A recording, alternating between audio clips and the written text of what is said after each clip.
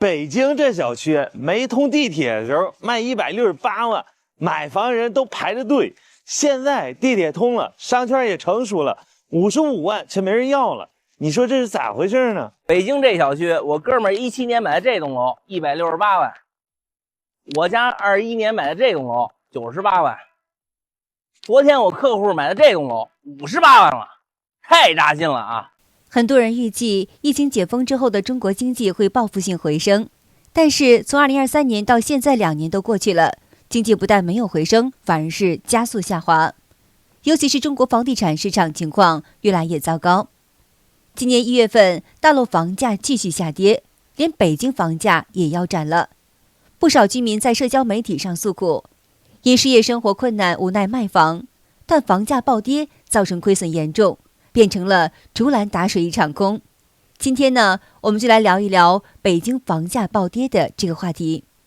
有分析认为，中国房地产市场之所以下跌，一个原因就是经济下滑，不少人失业或降薪了，大家手里头没钱了。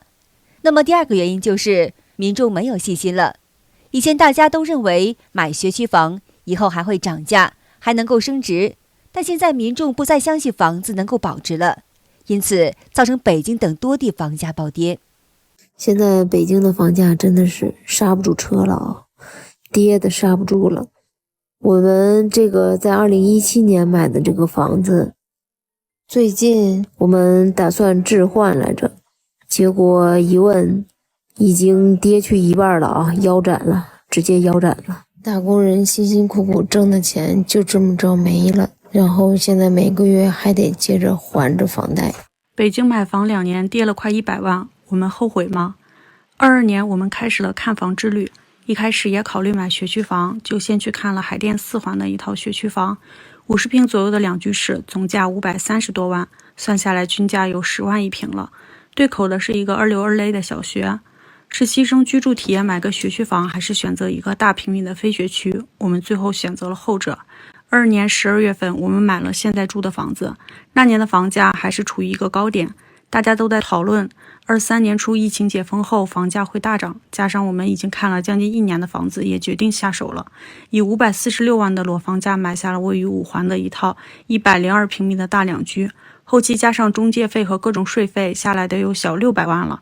2年过去了，我们小区相同户型差不多楼层的房子已经跌到了450到500万之间，细算下来我们的房子也算是跌了快100万了。你们肯定想问我们后不后悔，说实话，看到房价跌成这样，说不肉疼是假的。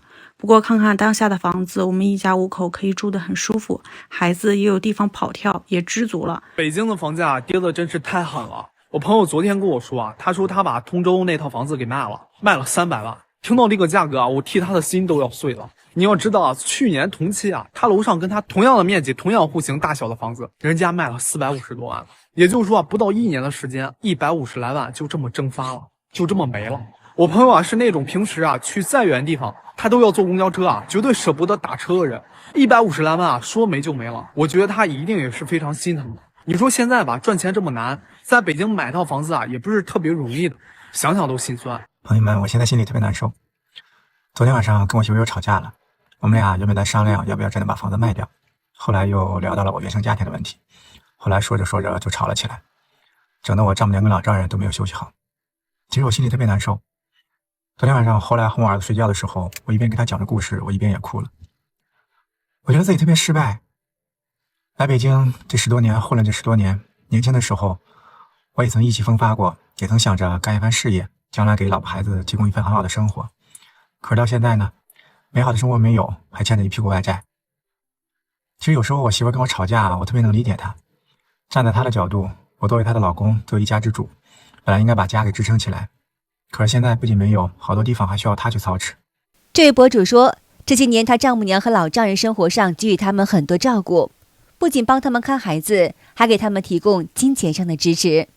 其实呢，他心里特别的感激，他也希望自己能够支撑起这个家，不让他们操心，可是现在还没有做到。他说自己到北京打拼，北漂了10多年了，到现在还是一无所有。他不知道他还要不要留在北京，还有没有留下去的意义。他感叹道，这么大一个北京，难道就没有我的容身之处吗？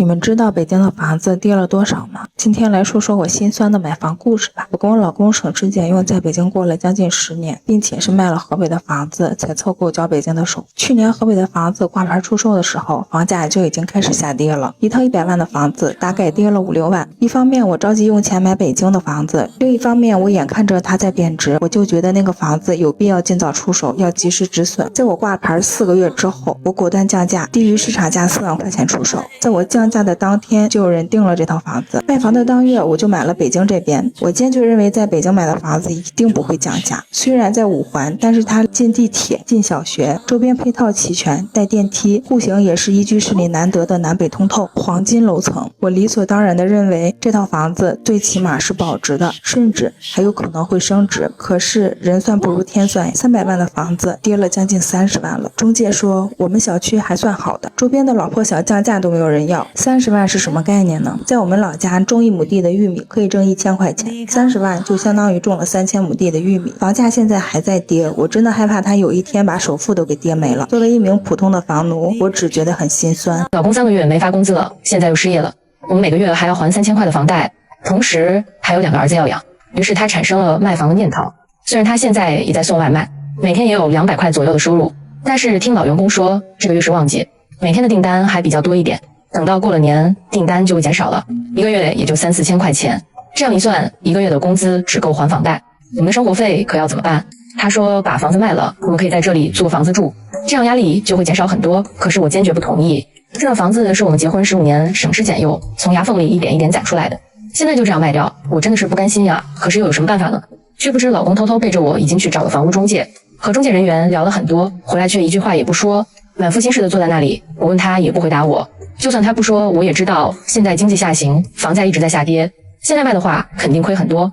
我也知道他现在压力肯定很大，卖房也是实在没有办法了，但亏太多了，他肯定也舍不得。这套房子可是我们奋斗15年的心血呀，但现在不光背负房贷，还有2个儿子要养，送外卖每个月也就3、4千，根本做不到还了房贷后还能养活我们一家4口呀，真的不知道该怎么办了。在北京511万买的房子现在跌成什么样了？我们是2020年底在北京北5环买的房子，房本面积80多平，但得房率太低，实际使用面积只有60多。按照当时的政策，最多贷款243万，所以我们凑了全家的钱包，父母还借了外债，终于帮我们凑齐了268万的首付。我们从签合同到拿房本只用了18天，特别快。从此就开始我们背上房贷的生活。当时房贷利率5.1%，分25年还完，每个月还房贷将近1万5。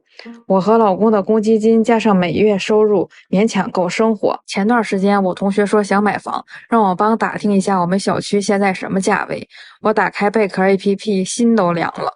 同户型的房子现在挂牌价格就跌了60、70万，更别提成交价得啥样了。感觉我们北漂5年全白干，省吃俭用的这几年好像是个笑话。